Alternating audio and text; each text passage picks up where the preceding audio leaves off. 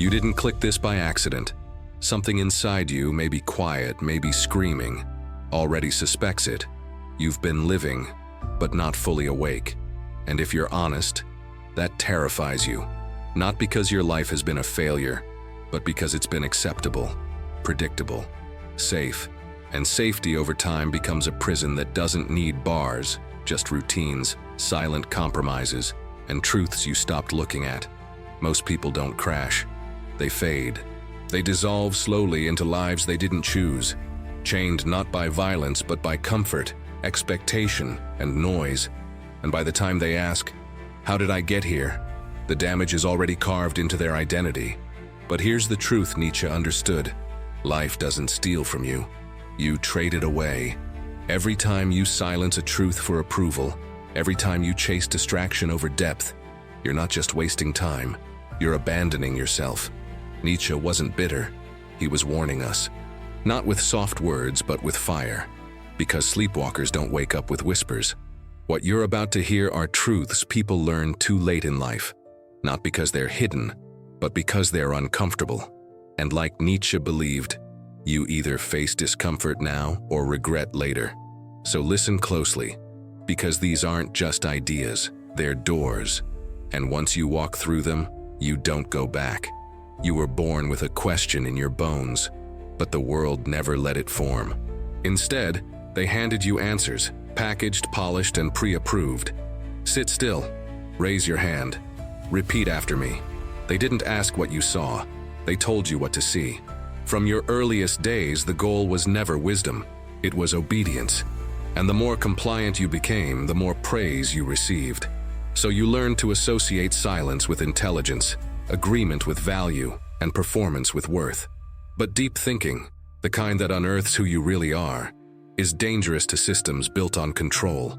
Nietzsche saw how institutions mold minds not to liberate them, but to make them manageable, to produce workers, not philosophers, to shape servants, not individuals.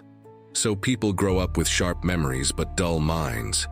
They know how to recite, but not to question. They follow trends like commandments. They mimic intelligence, but never generate it. And by the time they realize they've never had a truly original thought, they're already buried under a life of expectations they never questioned. That's not fate. That's programming. To reclaim your life, you must first reclaim your mind. Strip it of borrowed opinions. Shatter the reflex to obey. Because the person who doesn't think for themselves isn't free, they're just fluent in someone else's script. And most people only realize this when the script ends, and there's nothing left of them but noise. Ask someone if they want the truth and they'll nod. Ask them again when it threatens their comfort, and they'll flinch. Most people say they love truth. What they really love is relief.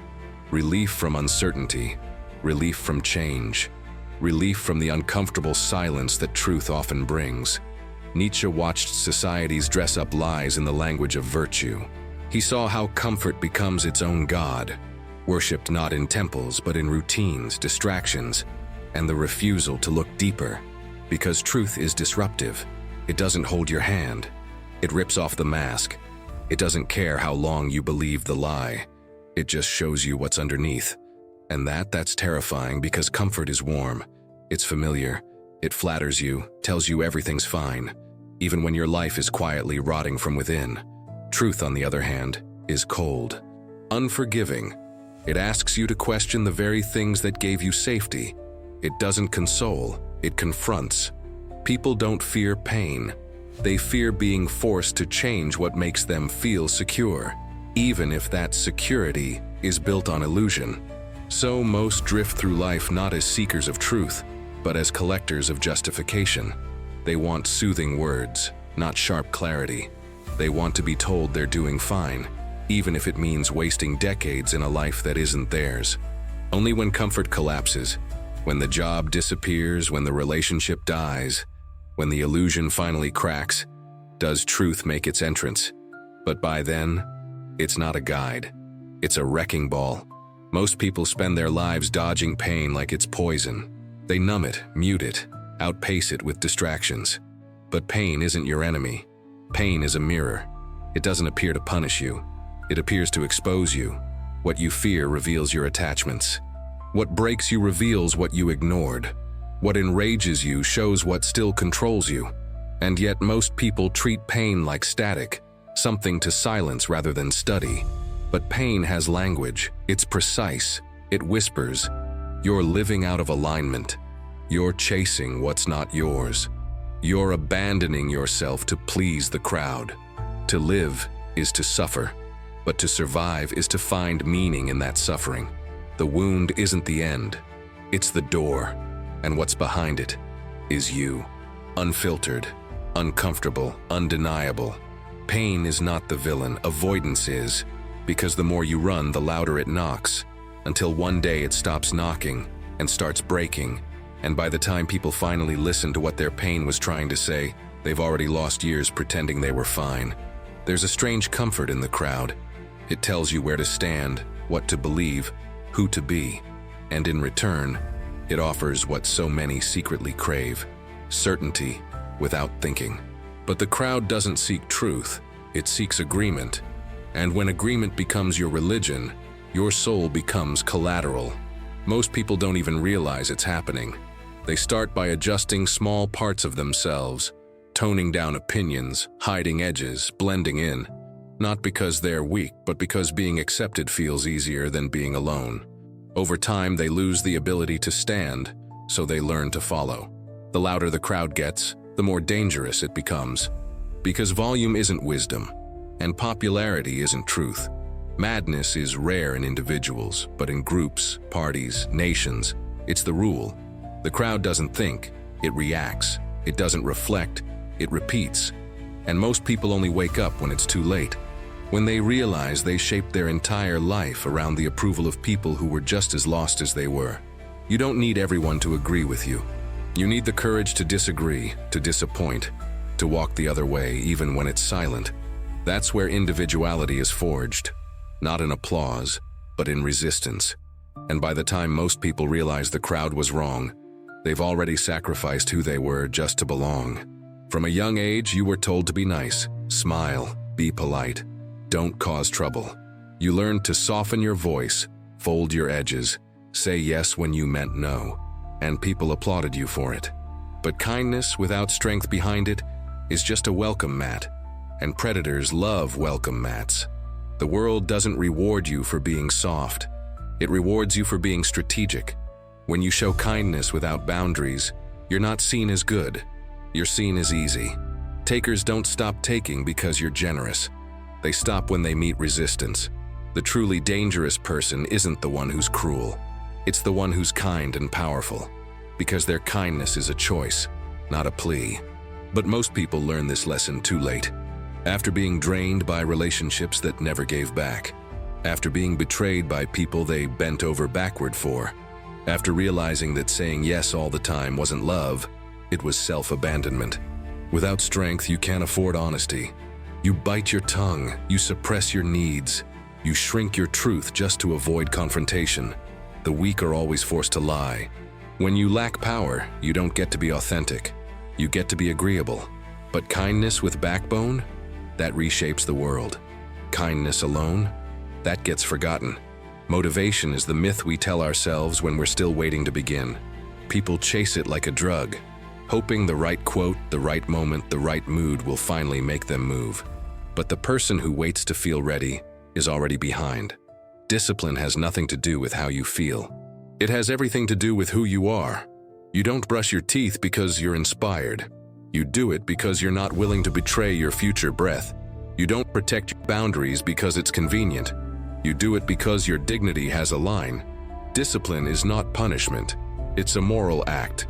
The act of aligning your actions with your values, especially when it's hard, especially when no one's watching.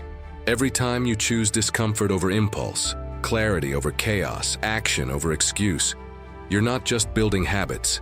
You're building a self you can trust. And trust in oneself? That's the foundation of power. Most people only understand this after years of starting over, after broken promises to themselves pile up like ruins of good intentions. They think they lack willpower, but what they really lack is self-respect. Because when you tie your behavior to your emotions, you become a prisoner of your mood. But when your behavior flows from your identity, your inner code, you become unshakable. Greatness isn't born from passion, but from structure. And a disciplined life isn't a life of chains. It's a life built by someone who refuses to be ruled by chaos. Everyone loves your glow-up, as long as it doesn't outshine them. They'll clap when you improve, until your improvement starts to challenge their identity. You think they're rooting for you, but what they're really rooting for is a version of you that stays familiar, safe, manageable. Human beings crave stability, not just in their own lives, but in how others stay the same around them. Your growth becomes a mirror, and mirrors don't lie. When you set boundaries, they feel rejected. When you elevate your standards, they feel judged. When you change, they feel abandoned. Not because you hurt them, but because your transformation forces them to see how little they've changed. So they pull away. They make side comments. They say, "You're different now," as if that were an accusation. They were never clapping for your evolution. They were clapping for your performance. To live authentically, you have to be willing to outgrow your circle and survive the silence that follows. Most people sacrifice years trying to stay small enough to be accepted, palatable enough to be kept around. But your soul wasn't built for comfort. It was built for expansion, and expansion always costs familiarity. So when your growth starts making people uncomfortable, don't shrink. Let them leave. Let them misunderstand you, because whoever can't handle your becoming was never meant to walk beside you anyway. Everyone has a dark side, not evil, but unseen. The thoughts you suppress, the feelings you deny, the impulses you pretend you're too evolved to have. Pretending to be whole is the fastest way to become fractured, because what you bury doesn't disappear. It waits, and it learns how to whisper in your voice. This is your shadow, not a villain, not a monster, just the parts of you you've exiled because someone once told you they were unacceptable. Anger, envy, selfishness, desire, ambition, traits you were taught to fear, but they're not weaknesses to avoid. They are forces to be integrated. What you repress will find a way out, through sudden outbursts, through impulsive decisions, through sabotage disguised as bad luck. Your shadow doesn't want to ruin you. It wants to be heard.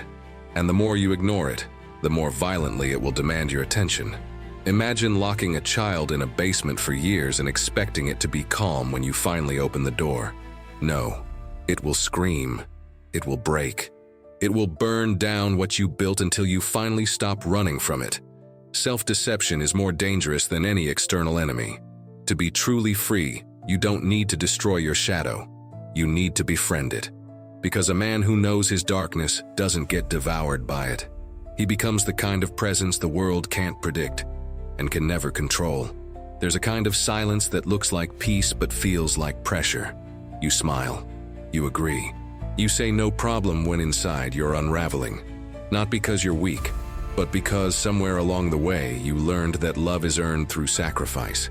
That being liked is safer than being known. People-pleasing isn't kindness. It's camouflage. You shapeshift. You soften your voice. You swallow your truth. And slowly you become a ghost in your own life. What do you get in return? Approval. Temporary peace. But at what cost? The cost is your clarity. Your ability to hear your own thoughts beneath the noise of expectation. People-pleasing hijacks your intuition. You start doubting your instincts, editing your desires, losing yourself to the comfort of others. The more you bend to please, the less people see you. They only see the version of you that performs well in their story. The real you, the raw, unedited, fully alive you. They never meet that person. Until one day, you don't recognize them either. Truth begins when you're willing to disappoint someone in order to stay loyal to your soul. Not out of rebellion, not out of ego, but because your path was never meant to please everyone, only to align with the one person who has to live it. You. You followed the rules. You colored inside the lines. You checked every box society handed you. And yet, there's a silence inside you that success can't touch. Because no one told you, a well-constructed life can still be hollow. A perfect performance can still feel fake, and following the path doesn't mean it was ever yours. Emptiness creeps in not when you fail, but when you succeed and realize it changed nothing. You got the job, you found the partner, you earned the praise. But when you're alone, there's a question that won't leave you alone. Why don't I feel whole? This is the kind of despair that's hard to explain, because from the outside, you've done everything right. But inside, something's wrong. Not loud, just missing. This happens when you confuse structure for substance, when you live for expectations instead of exploration, when you obey instead of become. The world gave you a script. You memorized it. But somewhere along the way, your voice disappeared. And by the time you feel this emptiness, you're already deep in a life you didn't choose. There's a mortgage, a family, a resume that proves you belong, just not to yourself. But you can stop asking, "What should I do?" and start asking, "What is mine to do?" It's not about adding more to your life. It's about subtracting everything that never belonged. Because fulfillment doesn't come from doing everything right. It comes from doing what's right for you. It feels good to be seen, a like, a view, a comment. It scratches something deep inside you, but it never satisfies. Because attention isn't meaning, it's currency in a bankrupt world. A life built on applause is a hollow performance played for an audience that disappears the moment you stop dancing. Most people don't chase meaning. They chase visibility. They believe being noticed is the same as being known. But it's not. You can have a million eyes on you and still feel invisible. You can be celebrated and still feel like a fraud. Because attention is fast, it's loud, it's addictive, but it's not real. Meaning is quiet. It doesn't scream. It doesn't trend. It whispers in the moments no one sees. When you do the hard thing because it matters. When you speak truth knowing no one will clap. When you create something honest, even if it never gets shared. Meaning comes from alignment, not exposure. From doing what resonates with your soul, not what fits the algorithm. And most people don't learn this until they've been praised and still feel unseen. Until they've gone viral and still feel empty. By then, they've built a persona they can't live without, and lost a self they barely knew. So ask yourself, would you still do this if no one ever knew? If the answer is no, then you're chasing attention, not meaning. And only one of those will stay when the spotlight fades. We treat death like a thief, as if it robs us of time, of people, of dreams left unfinished. But death isn't the end.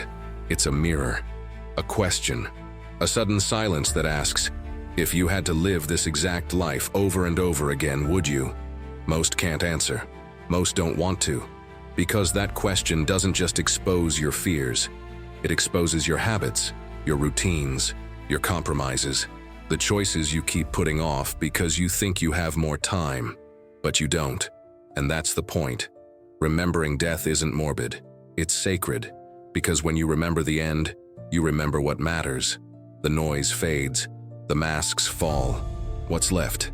Your unfinished confessions. Your unlived potential. Your real self waiting under the performances. The people who have truly lived are not the ones who feared death the most, but the ones who let it shape their days. They loved harder, cut deeper, spoke truer, because they knew you don't have forever. And when death does come, it doesn't take, it reveals. It shows you how much of your life you actually lived. So stop waiting for the diagnosis, the accident, the funeral to make changes. Ask now, would you be proud to repeat this day for eternity? If not, change it. Not tomorrow, now. Because death isn't hunting you. It's inviting you to finally wake up. Everyone says they want freedom, but almost no one understands its cost. Because real freedom, it's not comfort. It's not applause. It's not doing whatever you want. It's the courage to lose everything that isn't truly you. Freedom isn't granted. It has to be earned through loss. Loss of illusions, loss of roles, loss of the safety nets you've wrapped around your identity. Freedom is not the ability to choose. It's the ability to stand alone in the truth that no one else validates. Most people don't want that. They want to feel safe, to be liked, to belong even if it means shrinking. They'll say things like, I don't want drama. I'm just keeping the peace. But inside they're dying quietly in the life they settled for. Because here's the part no one talks about. To become your real self, you'll have to let the false self die. That version of you that performs for love, that bends for approval, that plays small to be accepted. It doesn't go quietly, it clings, it screams, it bargains. But you cannot be free and fake at the same time. And that's why most people run. Because when the shedding begins, the fake friendships, the empty goals, the people who like the mask, it hurts. But that pain, that's the sign you're finally walking your path. Because what's real never leaves when you stop pretending. And what stays after the mask is gone, that's who you really are. So yes, freedom will cost you. It will cost you comfort, approval, and the illusion of certainty. But in return, it will give you something terrifying and holy, a life that actually belongs to you.